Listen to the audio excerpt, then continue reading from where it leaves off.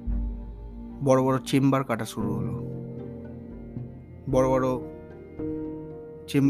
চেম্বারে পাইলিং শুরু হলো, খুঁটি পোতা শুরু হলো, মানে শাল বলগার যে খুঁটি সেটা পোতা শুরু হলো। এবং তারপর সেখান থেকেই আধুনিক দিনের সেই পিলার, একদম গগনচুম্বী পিলার উঠে গেল ওপর দিকে। এবং তারপর 51 পরিবার ভেঙে হয়ে গেল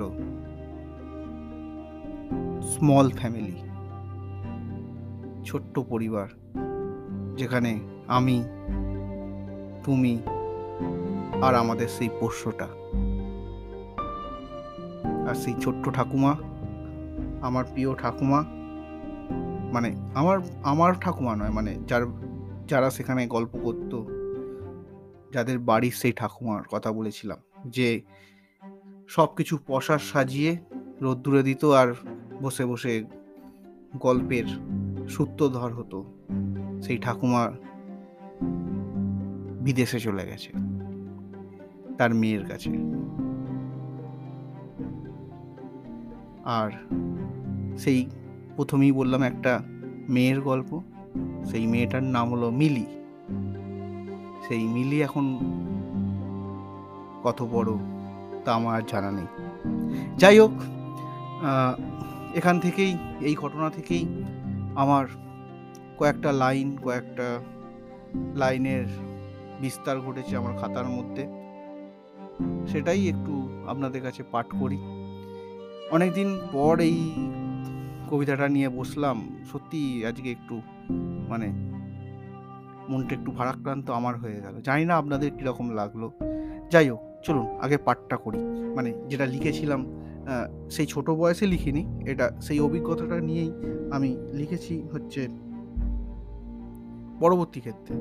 আর মূলত এই লেখাগুলো আমার যতটা সম্ভব মনে পড়ছে, প্রায় আমি যখন মনে হয় গ্র্যাজুয়েশন মানে স্নাতক স্তরের যখন পরীক্ষা দিই তখনই আমি লিখেছিলাম। তাই আমার খাতার এক কোণে ওই একটা বাংলা পরীক্ষার ডেট বেশ লেখা আছে। চলুন একটু পড়া যাক। এক ফালি রোদ কুড়িয়ে এনে শুকোতে দেব ছাদের দড়িতে, পুরানো বেনারসি সোয়েটারে সাজিয়ে দেব বিবর্ণ আলসেতে।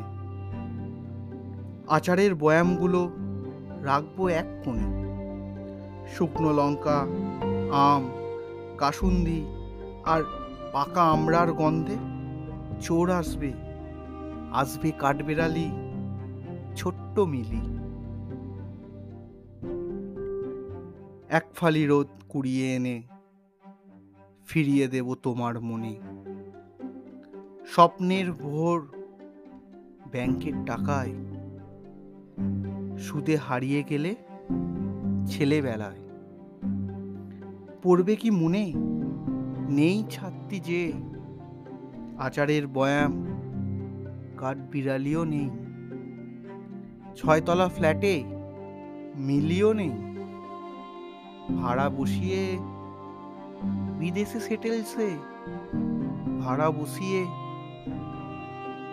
সেটেলসে। এক ফালি রোদ কুড়িয়ে এনে শুকোতে দেব ছাদের দড়িতে।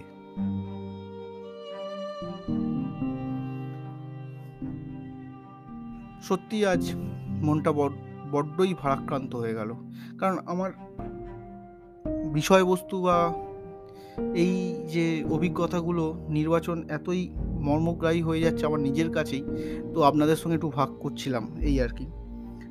প্রশ্ন হতেই পারে কী দরকার আপনাদের সঙ্গে ভাগ করার। তবুও মানে অনেকে আমাকে বলে, মানে হয়তো ফেসবুকে বলে না, কিন্তু পার্সোনালি বলে যে খাতা থেকে কিছু পড়, অনেকদিন তো শুনিনি। তাদের জন্যই। এছাড়া আজ নতুন যারা শুনছেন এই পডকাস্ট, তাদের যদি ভালো লেগে থাকে তাহলে অবশ্যই ফলো করবেন, আর সব কটা এপিসোড শুনে তবেই একটা রেটিং দেবেন, কারণ আমি আসল বিচার চাই। এখানে আমার কোনো নৈতিক সার্থকতা নেই, আমি মন থেকেই বললাম। যদি আমার পডকাস্ট ভালো লাগে তাহলে অবশ্যই সবকটি শুনে আমাকে রেটিং দেবেন, আর যদি বন্ধুদের মাঝে ছড়িয়ে দেবার প্রবণতা থাকে আপনাদের, মানে শেয়ার করার, তাহলে অবশ্যই শেয়ার করতে ভুলবেন না, কারণ ইতি তোমাদের অর্ণব। এখানে আমি, আপনি আর কিছু কথা চলুন সাজিয়ে রেখেছি। যদি এইরকমও অভিজ্ঞতা আপনাদের মধ্যে ঘটে থাকে, জানাতে পারেন, নির্দ্বিধায় জানাতে পারেন। ফেসবুক আর ইনস্টাগ্রামে খুঁজে পাবেন ইতি তোমাদের অর্ণব। বাংলায় লিখবেন বা ইংলিশে, যে কোনো আইডিতে লিখলেই পাবেন। আর আজ এইটুকুই, আর বাড়াবো না, অনেকক্ষণ সময় নিয়ে নিলাম। কিছুদিনের মধ্যেই পরবর্তী কোনো ঘটনা নিয়ে আবার আপনাদের সঙ্গে উপস্থিত হব। কথা রাখছি, আপনাদেরও ঘটনা আমি পড়তে পারি, আমাকে পাঠাতে পারেন, আপনার ঘটনার মান রাখতে পারবো আশা রাখি। কিছুদিনের মধ্যেই দেখা হচ্ছে। আজ এতটুকুই। সকলকে টাটা, আর ভালো থাকবেন, ভালো রাখবেন।